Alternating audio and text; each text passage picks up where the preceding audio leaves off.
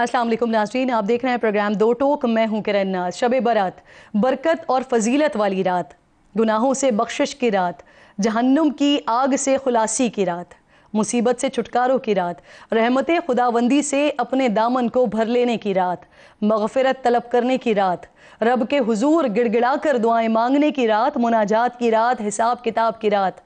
इस रात की अहमियत का अंदाज़ा इस बात से लगाया जा सकता है कि उम्मुल मोमिनीन हज़रत आयशा सिद्दीक़ा बयान करती हैं कि एक रात रसूल खुदा अहमद मुजतबा ख़ातमुल अंबिया सल्लल्लाहु अलैहि वसल्लम अचानक उठकर कहीं तशरीफ़ ले गए। अम्मा आयशा उनके पीछे हुई तो देखा कि आप सल्लल्लाहु अलैहि वसल्लम जन्नतुल बक़ी में मौजूद हैं। मुसलमान मर्दों, ख़वातीन और शहदा के लिए दुआए मग़फ़िरत कर रहे हैं, जिस पर वो वापस आ गईं। रसूल खुदा घर तशरीफ़ लाए तो अम्मा आयशा ने तमाम सूरत हाल बयान फरमाई, जिस पर आप सल्लल्लाहु अलैहि वसल्लम ने फरमाया कि अभी जिब्राईल मेरे पास आए और फरमाया कि आज शाबानुल मुअज़्ज़म की 15वीं रात है और इस रात अल्लाह रब्बे ज़ुल जलाल बनी कल्ब की बकरियों के बालों से भी ज़्यादा लोगों की मग़फ़िरत फरमाता है। लेकिन मुश्रिकीन, दिल में बुग़्ज़ रखने वालों, रिश्तेदारियाँ ख़त्म करने वालों, तकब्बुर से पाँचे लटकाने वालों, वालिदैन की नाफरमानी करने वालों और शराब नोशी करने वालों की तरफ इस रात भी तवज्जो नहीं फरमाता कि जब तक वो खुलूस दिल से तौबा न कर लें। हज़रत आयशा सिद्दीक़ा रज़ियल्लाहु तआला अन्हा फरमाती हैं कि इसके बाद हुज़ूर अकरम सल्लल्लाहु अलैहि वसल्लम नमाज के लिए खड़े हो गए और उन्होंने दुआ फरमाई कि ऐ अल्लाह, मैं तेरे उफ़ू के साथ तेरे अज़ाब से पनाह चाहता हूँ, तेरी रज़ा के साथ तेरे गज़ब से पनाह चाहता हूँ, तेरे करम के साथ तेरी नाराज़गी से पनाह चाहता हूँ।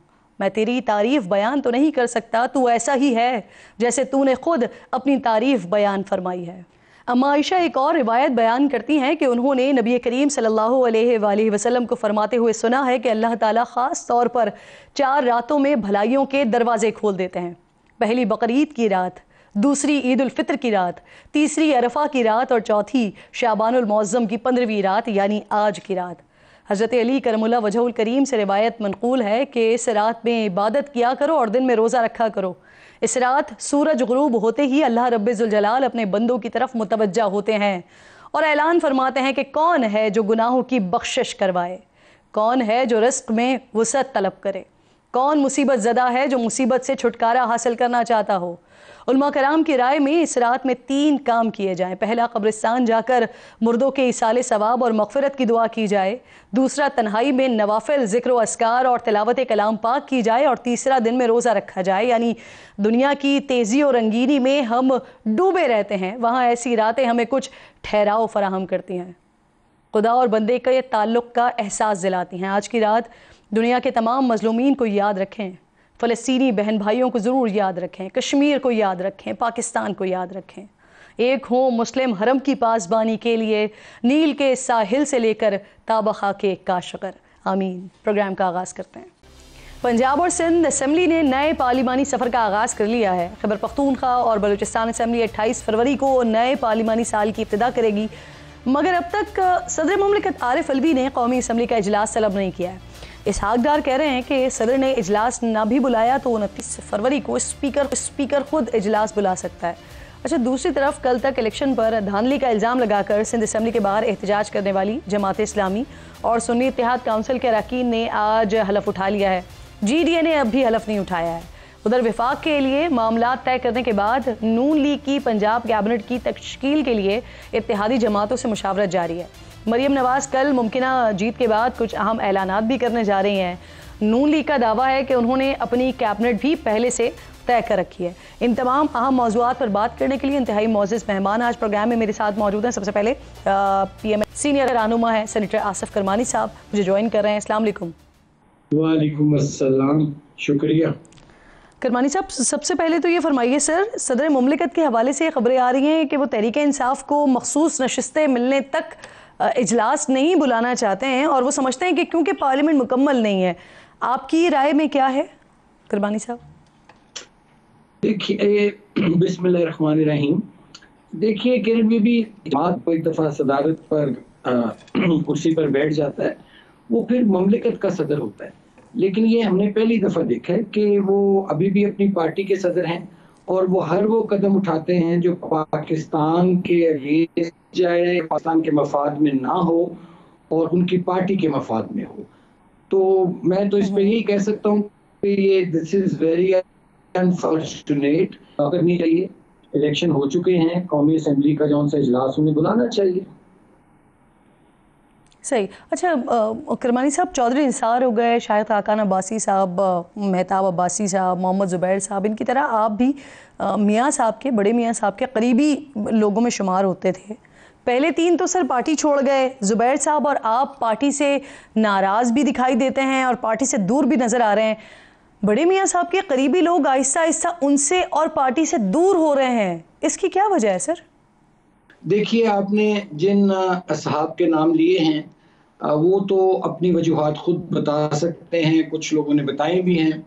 मैं तो अपनी बात कर सकता हूँ। देखिए, मैंने साल हर साल नवाज शरीफ साहब को असिस्ट किया है, बड़ी उनकी प्रॉक्सिमिटी में काम किया है और मैं एक थर्ड जनरेशन मुस्लिम लीगी हूँ। मैं एक बॉर्न मुस्लिम लीगी हूँ जिस पे मुझे फ़ख्र है।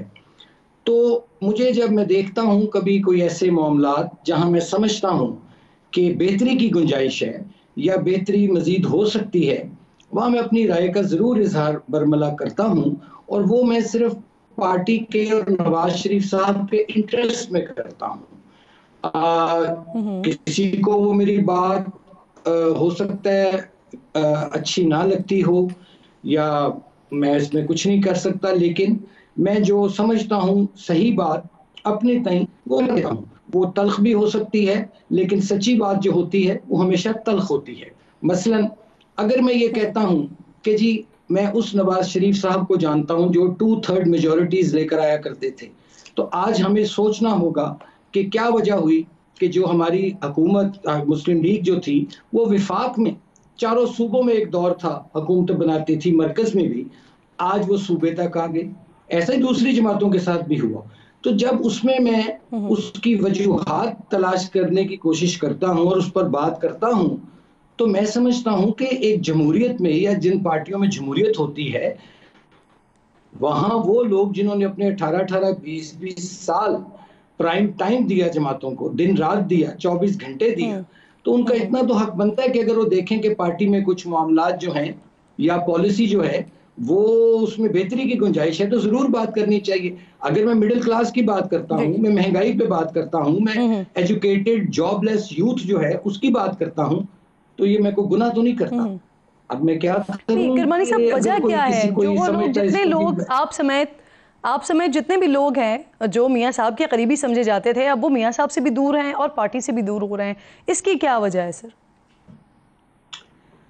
देखिए, मैं फिर अर्ज करूंगा कि क्या आपका रणबीर इख्तिलाफ के करना पसंद नहीं आ रहा है? बात जी सॉरी मैं कह रही हूँ कि आपका इख्तिलाफ करना पसंद नहीं आ रहा है। मुझे नहीं पता क्या वजूहात हैं, लेकिन दूसरे लोगों के बारे में तो मैं क्या अर्ज करूं, मुनासिब नहीं लगता। लेकिन मैं अपनी बात जरूर कर सकता हूं।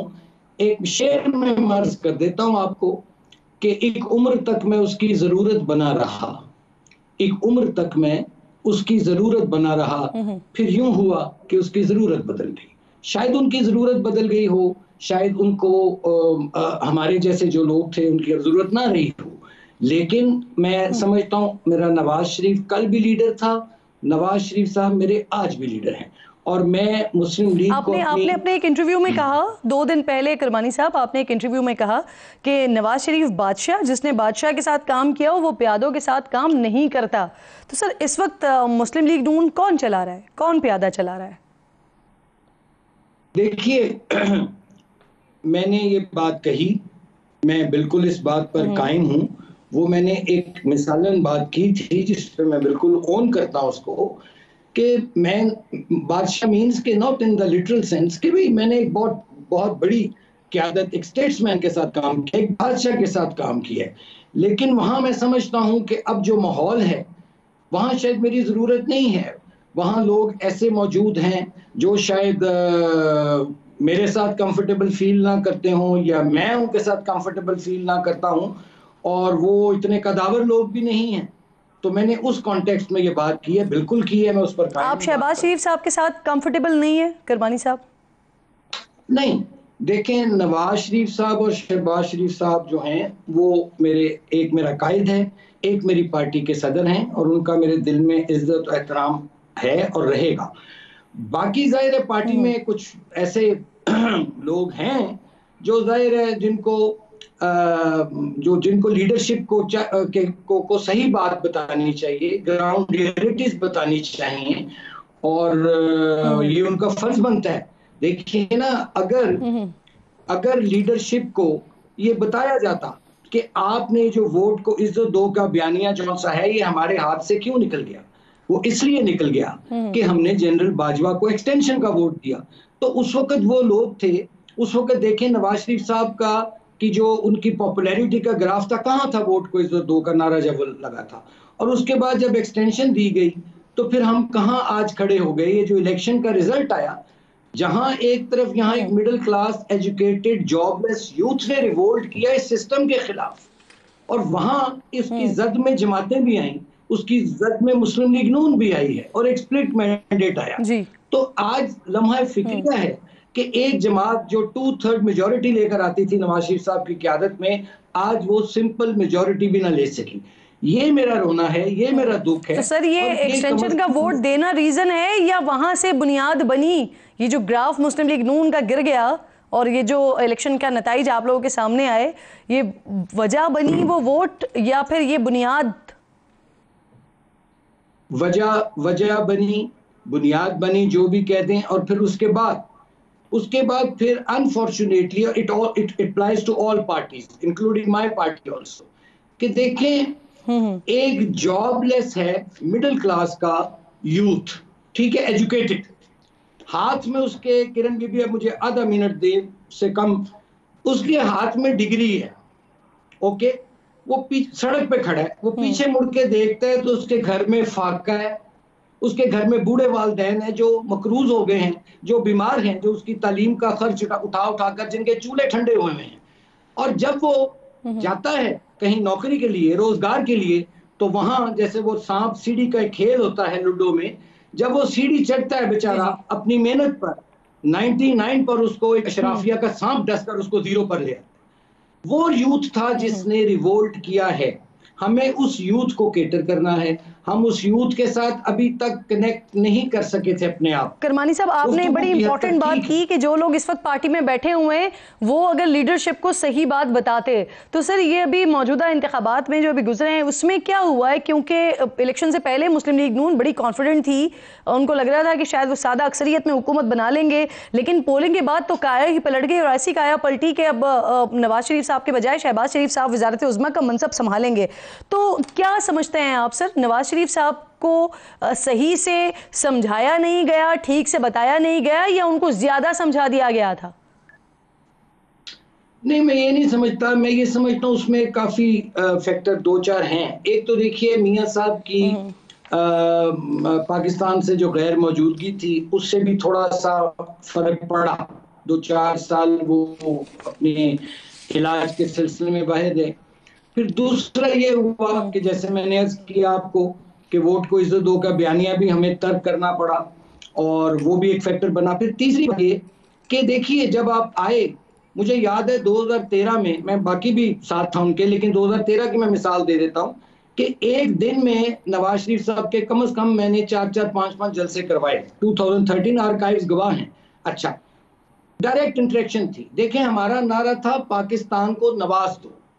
जो नवाज शरीफ का वोटर है, सपोर्टर है, चूंकि vote bank belongs to Nawaz Sharif साहब, वो देखना चाहता था मियां साहब को ज्यादा से ज्यादा। लेकिन अनफॉर्चुनेटली मियां साहब का जलसों में उतना एक्सपोजर ना हुआ, उतना एक्सपोजर नहीं हो सका, तवातर से उन्होंने उतने जलसे नहीं किए जो मैं समझता हूं उन्हें करने चाहिए थे। एक वो फैक्टर।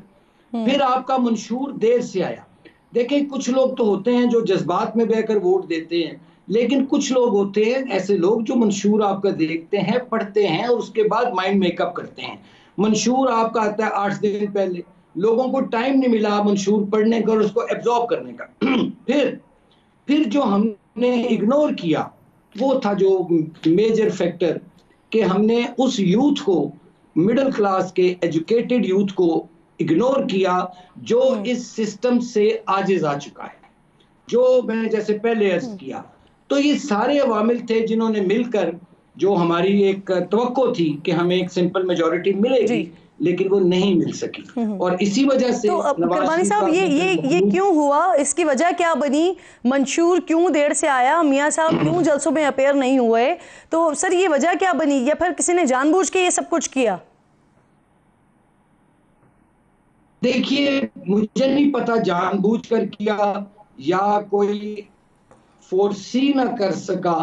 जो एक हवा चल रही थी, एक पब्लिक पल्स थी, उसको प्रॉपर्ली गेज नहीं कर सके या नहीं, जो भी मैं समझता हूं कि तमाम चीजें नजर मेरे जैसे शख्स को नजर आ रही थी। और मैं ऑन रिकॉर्ड हूं कि जब तक मेरा मियां साहब से राब्ता रहा, मैं उनकी नॉलेज में तमाम चीजें बड़ी सच्चाई के साथ हकाइक बयान करता रहा। लेकिन बाकी लोगों का भी फर्ज था कि ग्राउंड की रियलिटी जो थी। करमानी साहब, आपका अब मियां साहब से राब्ता क्यों नहीं रहा?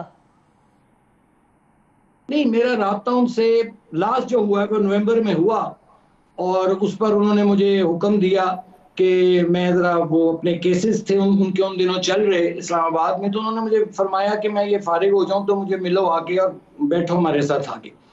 उसके बाद मैंने कोशिश की एक आध दफा, लेकिन फिर आगे से मुझे कोई वाज़िया जवाब नहीं मिला। तो फिर मैंने कहा चलें ठीक है, जब जरूरत होगी याद करेंगे तो हाजिर हो जाऊंगा।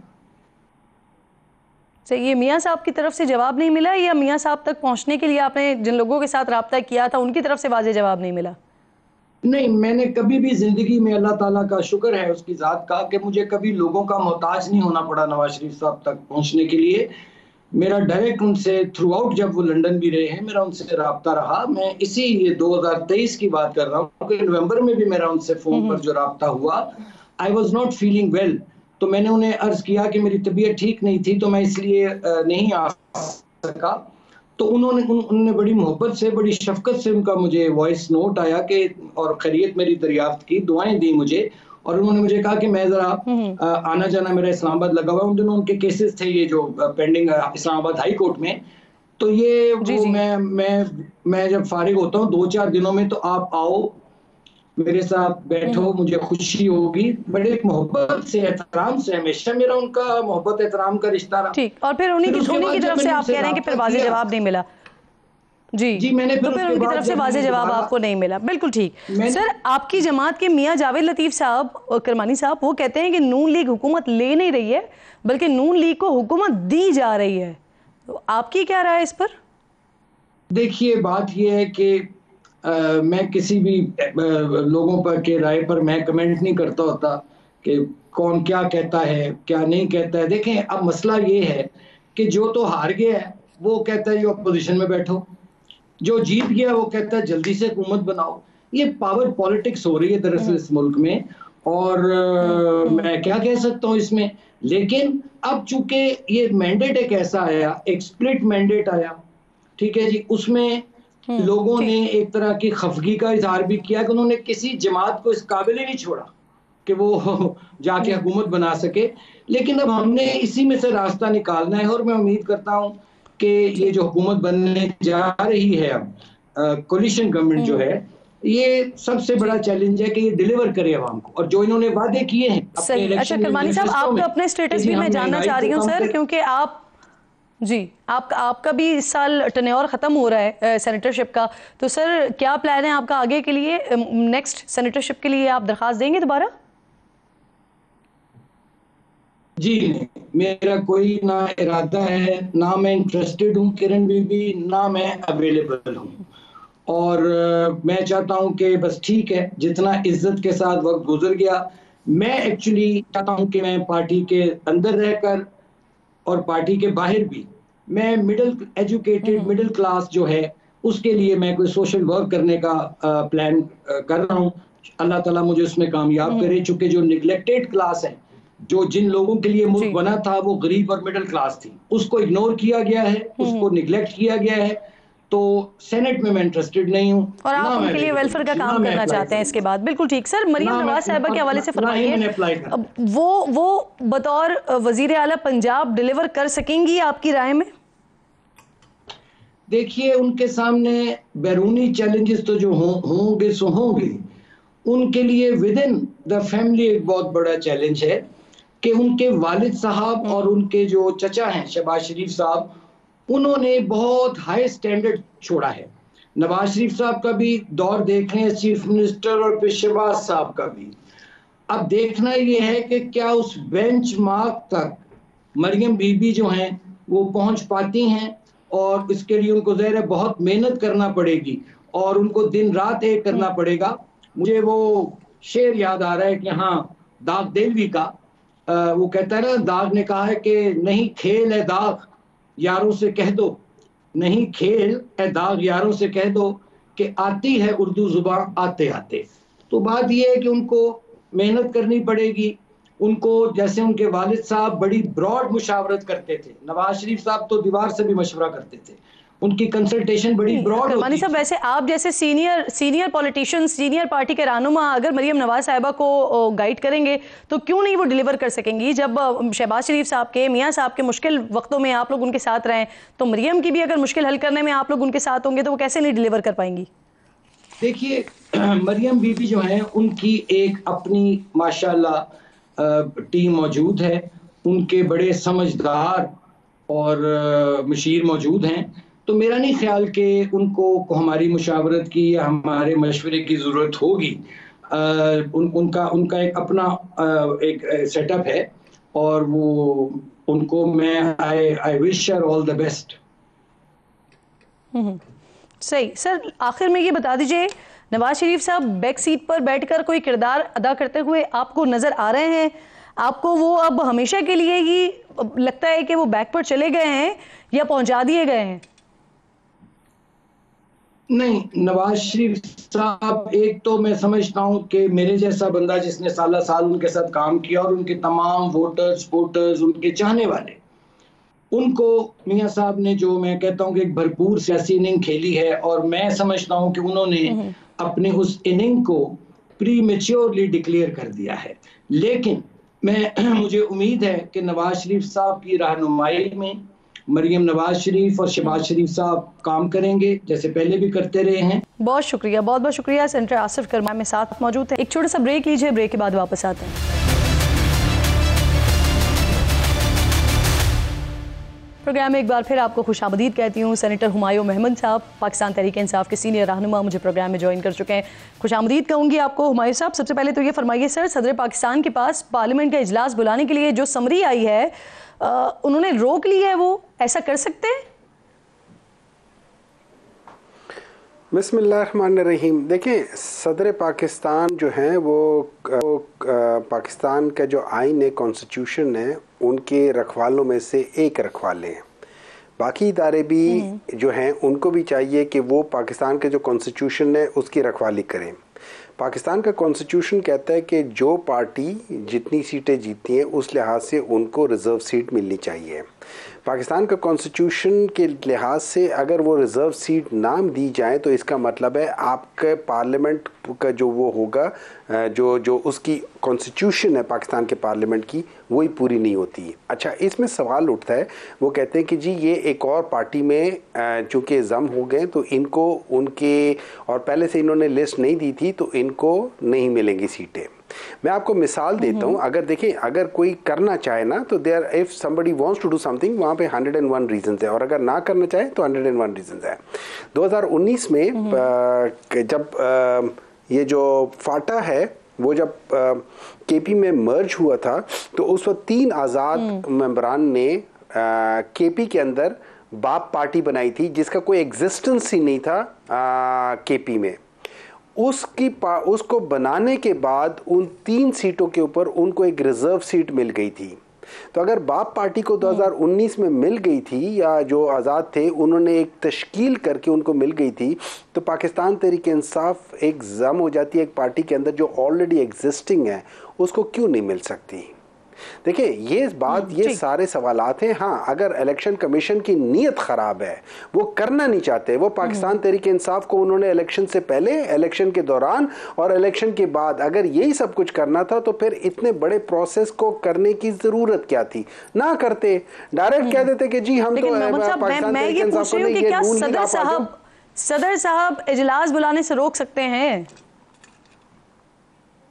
नहीं, वो रोक नहीं रहे, वो कह रहे कि अभी इस वक्त पाकिस्तान की जो असेंबली है उसके जो नंबर्स पूरे नहीं हुए आपके, उसके अंदर जो अकॉर्डिंग टू द कॉन्स्टिट्यूशन, अगर उसके अंदर, ये मैं प्रिज्यूम कर रहा हूं चूंकि मुझे डिटेल नहीं पता, लेकिन मैंने उतना ही सुना है जितना आपके, तो जब चूंकि उसमें नंबर्स पूरे नहीं हुए, आपकी रिजर्व सीट्स पूरी नहीं हुई, तो वो क्यों बुलाएं? आधी असेंबली को बुला के क्या करेंगे?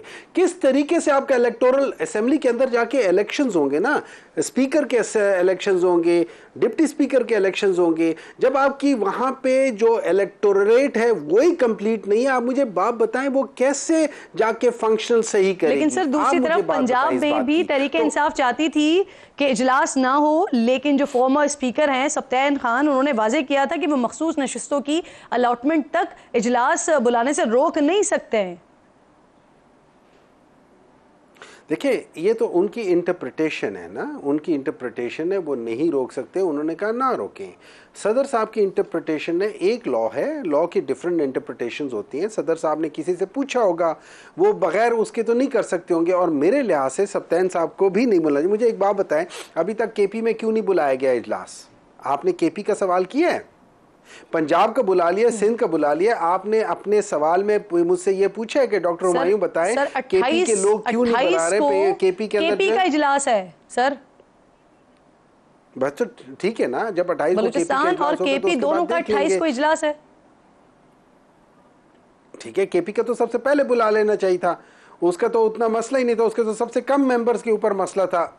लेकिन हैविंग सेड दैट थिंग, मैं तो ये समझता हूं इनमें से एक भी नहीं बुलाना चाहिए। देखिए, जब तक आपके रिजर्व सीट्स कंप्लीट नहीं होती, आप कैसे फंक्शन कर सकते हैं? How can you function that thing? It's an incomplete. देखिए, हमारा प्रॉब्लम ये हो गया कि पिछले साल से 2 असेंबलियों के अनकॉन्स्टिट्यूशनल इलेक्शंस नहीं हुए, उसके बाद 2 असेंबली अनकॉन्स्टिट्यूशनली, उसके जो केयर टेकर थे वो अनकॉन्स्टिट्यूशनली तकरीबन साल रहे, उसके बाद नेशनल असेंबली की अनकॉन्स्टिट्यूशनल केयर टेकर गवर्नमेंट 8 नवंबर के बाद रही। पाकिस्तान में कि कोई चीज कॉन्स्टिट्यूशनली हो नहीं रही, ये वो वाहिद वजूहात है जिसकी वजह से हम लोगों के ऊपर और सर सदर साहब के ऊपर ये इल्जाम लग रहा है कि वो ये अनकॉन्स्टिट्यूशनल डिसीजंस जो हैं वो कर रहे हैं, वो सदर मुमलिकत के तौर पर काम नहीं कर रहे हैं, बल्कि वो पीटीआई के एक रहनुमा के तौर पर काम कर रहे हैं। सर जरा थोड़ा सा आगे बढ़ते हैं। मार्च को पीटीआई के इंट्रा पार्टी इलेक्शन हो रहे हैं, 3 मार्च को गालिबन।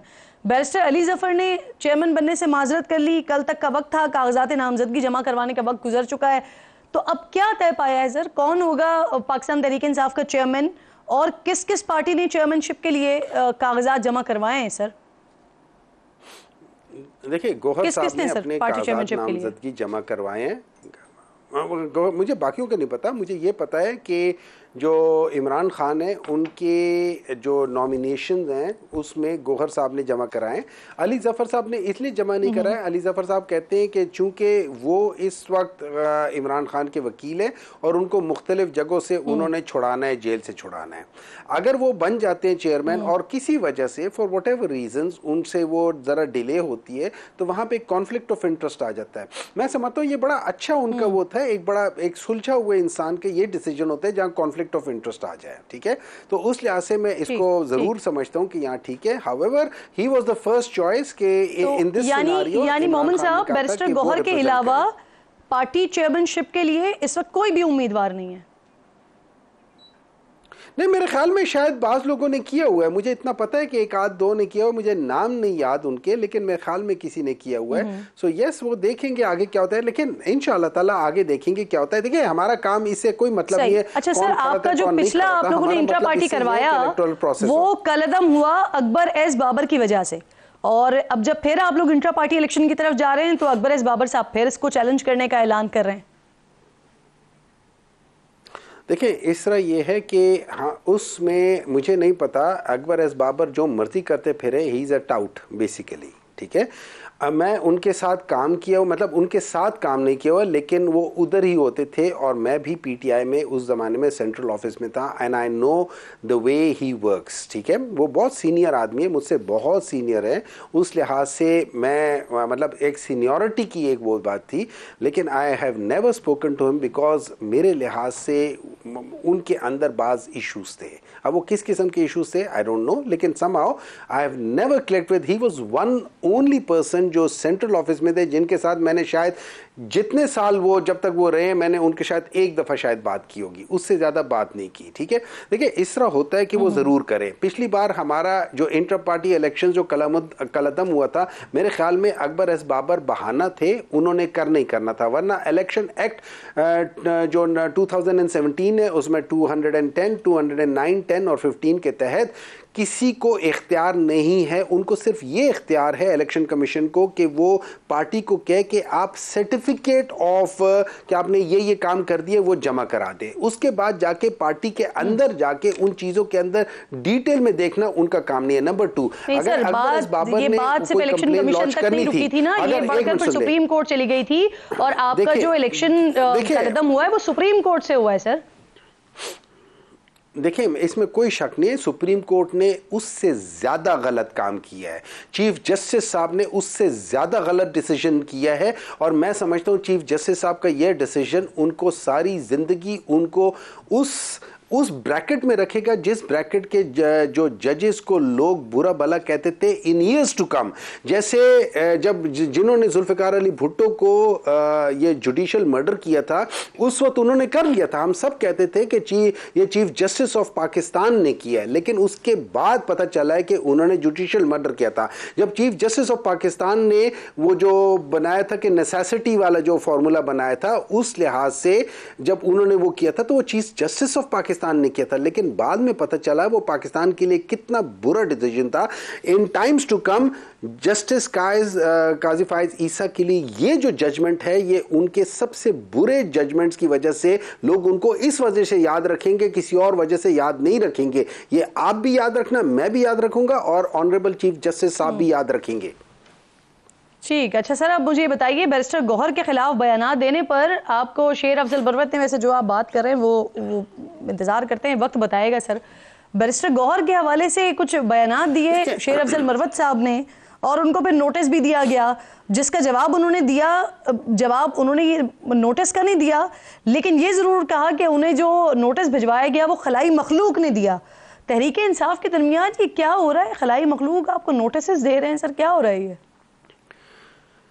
देखिए इस तरह है कि मैं अपने दोनों लीडर्स को, गौहर साहब ठीक है पार्टी में मुझसे जूनियर है लेकिन पोजीशन में मुझसे सीनियर है, उसके अलावा मरवत साहब मुझसे पोजीशन मतलब पार्टी में मुझसे जूनियर हैं, पोजीशन MNA तो मेरे बराबर ही आ जाते हैं उस लिहाज से।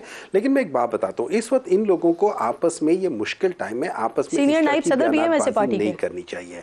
हैविंग सीनियर नायब सदर ठीक है, फिर मुझसे उस पोजीशन में वो मुझसे सीनियर हैं, लेकिन इस तरह के बयानात नहीं करने चाहिए। ऑन टॉप ऑफ दैट हमें ये नहीं भूलना चाहिए, मैं आपको एक बात बताता हूँ कि इस सबसे बड़े मुश्किल टाइम में KP में और इवन सिंध में और किसी हद तक ये मेरे ख्याल में मरवत साहब ने वो कमाल किया था जो हम में से कोई नहीं कर सका था।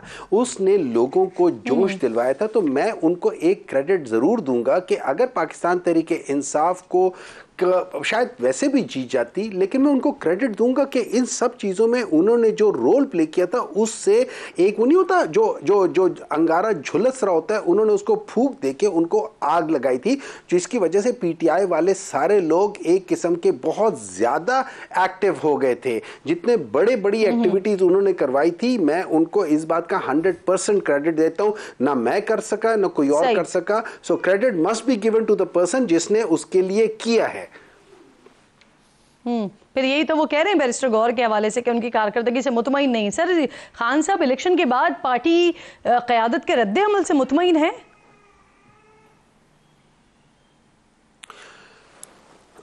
देखिए मैं एक बात बता देता हूँ, पार्टी के रद्द अमल से अब मुझे नहीं मालूम, क्योंकि मेरे उनके साथ ना बातचीत है, मैंने कोशिश भी की है, लोगों को भी कहा है और तरीके से भी है, लेकिन समहाउ वो बात बन नहीं रही, उनसे मिलने की बात वो होती नहीं है।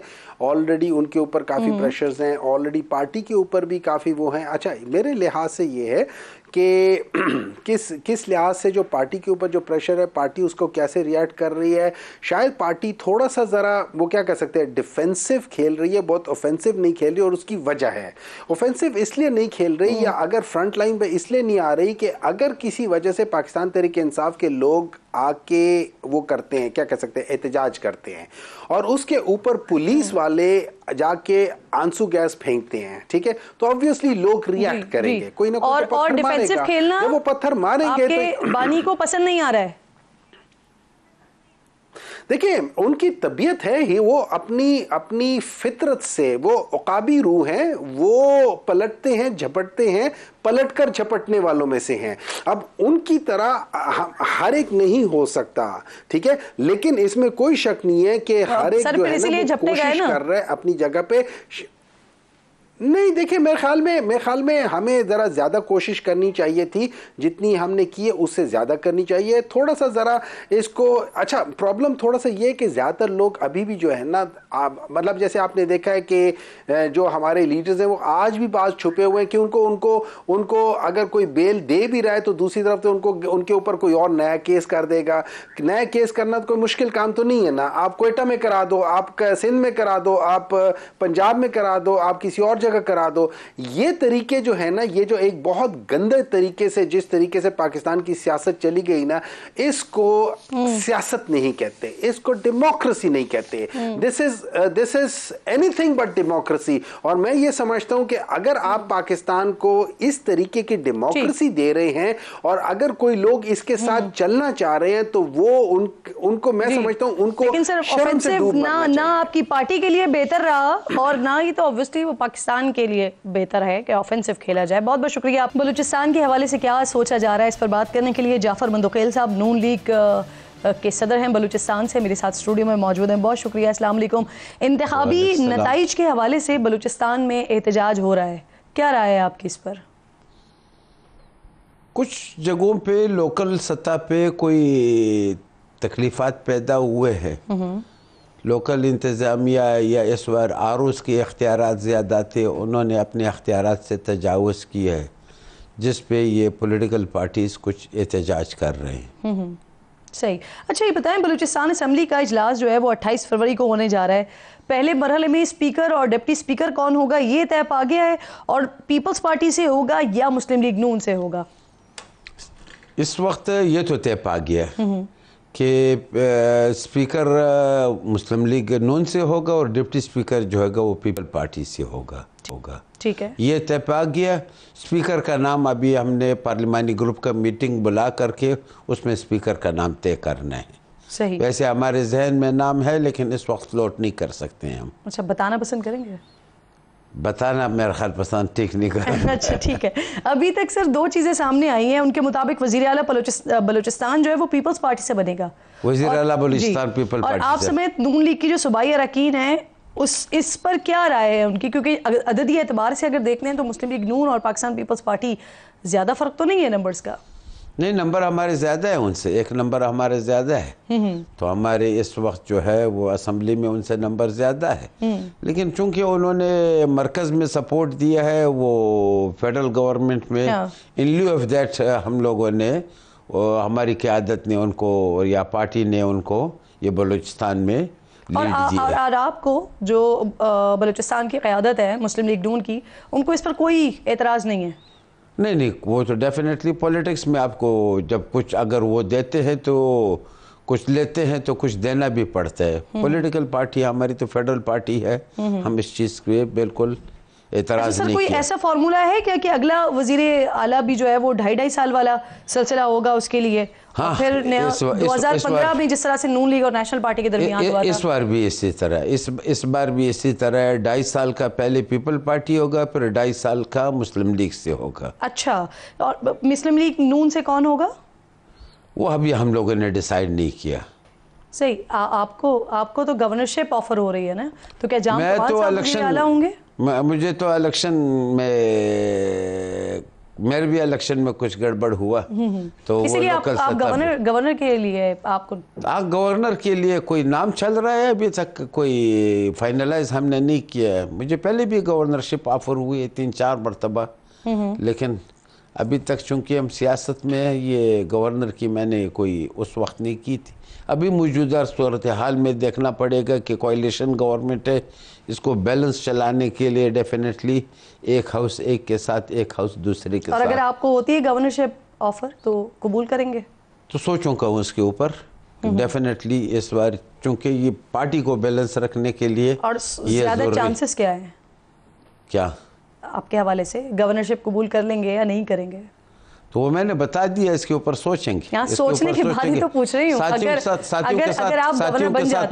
साथियों के साथ मशवरे के बाद ये अगर आप गवर्नर बन जाते हैं 2.5 साल के लिए, मुझे जाती तौर पर ख्वाहिश नहीं होगी गवर्नरशिप के लिए। सही। मैं जाती तौर पर सेनेट में जाकर के फेडरल कैबिनेट में आना चाहूँगा, लेकिन वो ये है कि गवर्नमेंट को बैलेंस रखने के लिए या साथियों को कवर करने के लिए शायद जरूरत अगर अच्छा मधुखैल साहब, गवर्नर के हवाले से क्या प्लानिंग है, क्या तय पाया है कि जिस तरह से वजीर आला के बारे में आप बता रहे हैं 2.5 साल के लिए होगा, तो क्या फिर गवर्नर के लिए भी यही फॉर्मूला होगा?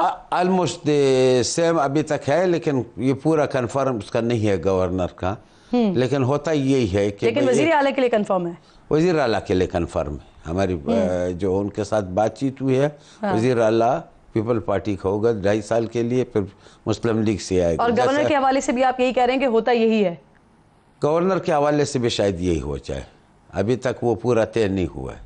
सही। अच्छा सर, पीपल्स पार्टी के हलकों की जानिब से वजारत आला के लिए सरफराज बुगटी और सनाउल्लाह जहरी के नाम आ रहे हैं। कई जगहों पर ऐसा भी रिपोर्ट हुआ है कि आप लोगों ने सनाउल्लाह जहरी के नाम पर तहफ़्फ़ुज़ात का इजहार किया और मरकज़ी क़यादत को भी आप लोगों ने इस हवाले से आगाह किया है। नहीं, हमने कोई तहफ़्फ़ुज़ात के, सनाउल्लाह जहरी की कैबिनेट का मैं खुद सीनियर मिनिस्टर था, कोई हमने तहफ़्फ़ुज़ात का नहीं किया। बहरहाल पीपल पार्टी की क़यादत ने खुद फैसला करना है।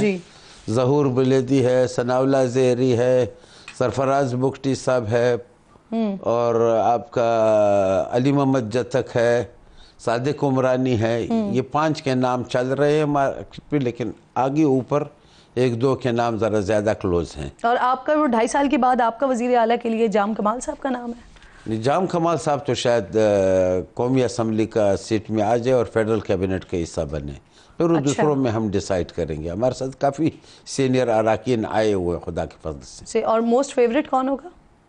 मोस्ट फेवरेट तो ये साथियों से सलाह करके हम बता देंगे। ठीक है, और वो है भी 2.5 साल बाद की बात। 2.5 साल बाद की बात है। ऐसा ना हो कि हम अभी फेवरेट बता दें तो अनफेवरेट जो है वो नाराज़ हो जाए। सही, अच्छा ठीक है सर। जमीयत उलमा इस्लाम पिछली हुकूमत में आप लोगों की इत्तेहादी रही है, इस बार भी उन्होंने बलूचिस्तान में हुकूमत साजी के लिए राब्ता किया था, लेकिन आप लोगों ने मुस्बत जवाब नहीं दिया, क्यों नज़रअंदाज किया गया है सर?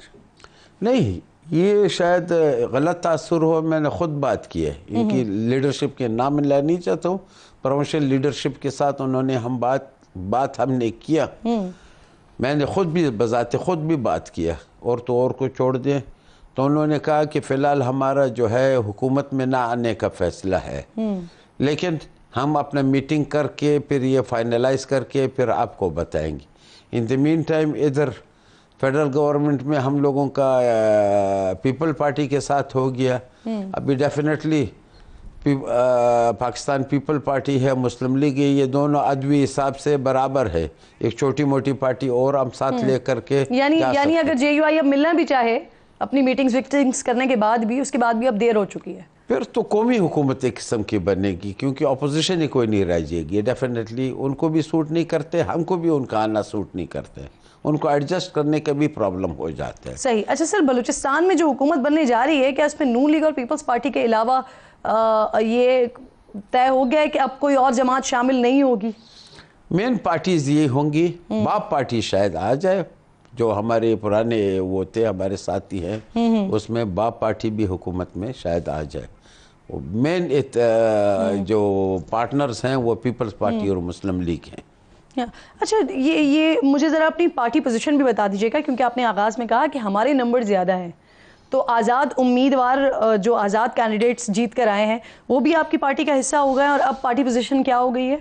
उनके ज्वाइन करने से फिर तादाद बराबर हो गई। आपने पहले हमारा 11 थे, उनके 10 थे, हाँ। फिर 2 हमारे साथ ज्वाइन किए, 3 ने उनके साथ ज्वाइन किया, तो इस वजह से दोनों 13-13 हो गए उस लिहाज से आज़ाद के ज्वाइन करने के बाद। ठीक है, तो यानी कि दोनों पार्टीज बराबरी पर आ गई हैं, और आप बड़ी इंपॉर्टेंट बात कर रहे हैं कि वजीर आला जो है वो 2.5 साल के लिए होगा बलूचिस्तान में, और JUI को शामिल नहीं कर सकते, वो सूट नहीं करते हैं। अब आपने बड़ा कैटेगोरिकली बड़ा क्लियर लिखा, बहुत बहुत शुक्रिया। उस वजह से हमारे लिए मसला बनेगा, इस वजह से बिल्कुल बहुत शुक्रिया जाफर साहब, खत्म होगी। बहुत शुक्रिया आपकी आमद का। इंशाल्लाह नाज़रीन से जुमे को मुलाकात होगी। अपना और अपने मुल्क का खास ख्याल रखिए और फ़लस्तीन को अपनी दुआओं में याद रखिए। अल्लाह ने के पास।